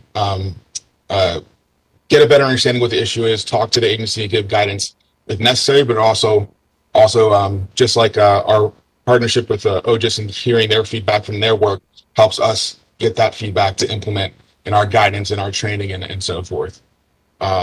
So yeah, I think that covers both those questions. Okay, thanks. I'm not going to be able to answer all the questions that were asked, in part because one of the instructions that I always give at the beginning and at the end, right before we start our public meeting, public comment section rather of our meeting, is that we're not able to address individual requests or individual issues related to individual requests for assistance. We just invite you to email us at ogis@nara.gov for individual questions. With regard to OGIS related questions and funding, at this point, the best answer is we support the feasibility study. And we believe the feasibility study that the archivist has, the acting archivist has accepted as a recommendation is a great way to study the myriad issues that were discussed in the white paper, OGIS 2.0. And all the issues that the committee considered in the last term and undoubtedly will continue to consider in this term. So the feasibility study will hopefully answer a lot of the questions that have been raised. So with that, I would like to ask Michelle if she would like to give instructions for telephone line comments. Absolutely. So ladies and gentlemen, as we enter the public comment session, please limit your comments to 3 minutes. Once your 3 minutes expires, we will mute your line and move on to the next commenter. Each individual will be limited to 3 minutes each. And with that, I do see that we have someone on the line for a comment. Robert, your line's unmuted. Please go ahead. Yes, hi, this is Bob Hammond. Those questions were mine. Thank you for reading them. With 3 minutes, when my 3 minutes are up, I'm going to call back in. If there's no one else, please accept my call back. I want to clarify one of the recommendations that I made to the committee, and that is when I talk about 15 minutes, for public comments. That's 15 minutes total. So if there are 5 people that call in, they each get 3 minutes. One person, then you keep going until you use up to 15 minutes. Last year's committee was absolutely awesome. I think some of the most consequential recommendations, including reemphasizing a requirement to post FOIA processing logs. I thought that was absolutely tremendous. FOIA funding, look, it is absolutely the biggest issue is there's no funding for OIP and there's no funding for ALENA. I understand within their organizations, if they complain about it, it's going to be a problem. But ALENA came to this committee last year and asked you to find money for her, including taking it away from agencies to fund OGIS mediation. Bobby and ALENA, this wasn't in my comments prepared, but you both got your tails kicked at the Senate Judiciary hearings. You're not doing your jobs. You don't have the money. You got great people. You just need about 10 to 20 times more. And I apologize for getting so emotional about that. 2 years ago, I emailed Lena offering to lobby Congress for additional OGIS funding, but NARA gets every dime it asks for in budget submissions while seeking grossly insufficient funds. That went to all stop. Now I'm asking Congress for GAO and OIG audits of OGIS and OIP funding and mission degradation. It's been well received. I've had 2 conference calls with Senate Judiciary staffers this week at their request, and I have one more this afternoon. An adverse audit finding is a blessing if the reason is insufficient funding. Attach the audit to the next budget and place the onus on OMB and Congress.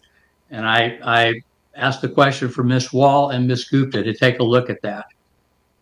I believe that every agency budget should contain a line item for FOIA supported by what they will do to improve FOIA, that being increased staffing, their grade levels, and reduced backlogs. And so if I make just one comment today, it is that the biggest issue is a lack of funding for OGIS and DOJ-OP. It's not Bobby's fault. It's not ALENA's fault. But there's absolutely no FOIA compliance oversight whatsoever, none. Bobby, you don't answer the compliance inquiries. You do about 20 a year, and you're not staffed to do it. Anybody wants to Mr. review Hammond, thank you very much for your comment. Your 3 minutes are up, sir. Thank you. Martha? All right. I do not see any additional questions in queue. Okay, thanks, Michelle. Martha has apparently one more comment. Martha, do you want to go ahead? Sure. I'll be real quick. This is from an attendee from Germany. We received the following. Since we like to promote Evidence Act at Germany, I'm interested how the Foundations for Evidence-Based Policymaking Act of the U.S. affects or helps FOIA in the U.S. Is there any experience yet? And I believe, Alex, you wanted to respond to this one.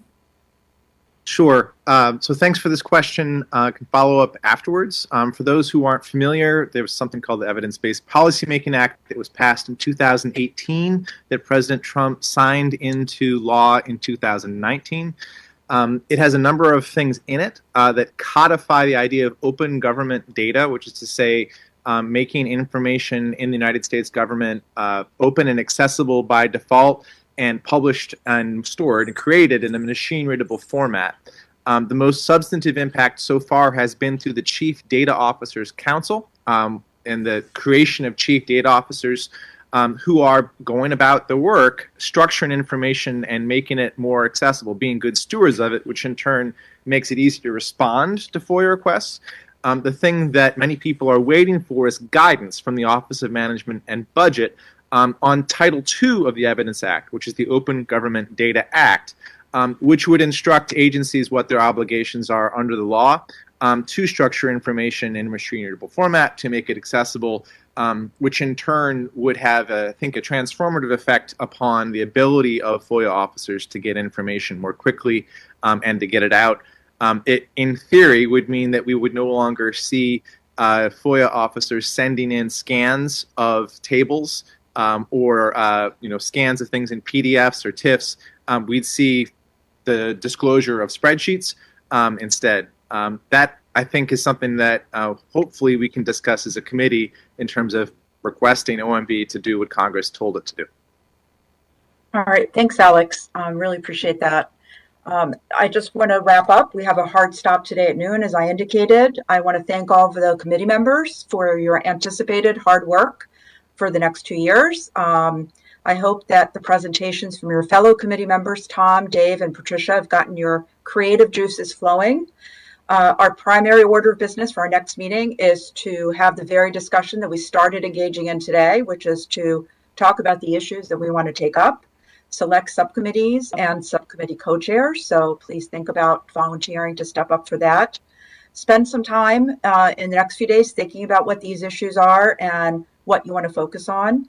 And I want to thank everyone today for joining us. I hope everyone continues to stay safe, healthy, and resilient. We will see each other again virtually in the same space at our next meeting, Wednesday, September 14th, from 10 a.m. to noon Eastern Time. If there are no other questions, and I don't have time to take any questions at this point, I am going to declare this meeting adjourned. We stand adjourned. Thank you, everyone. That concludes our conference. Thank you for using event.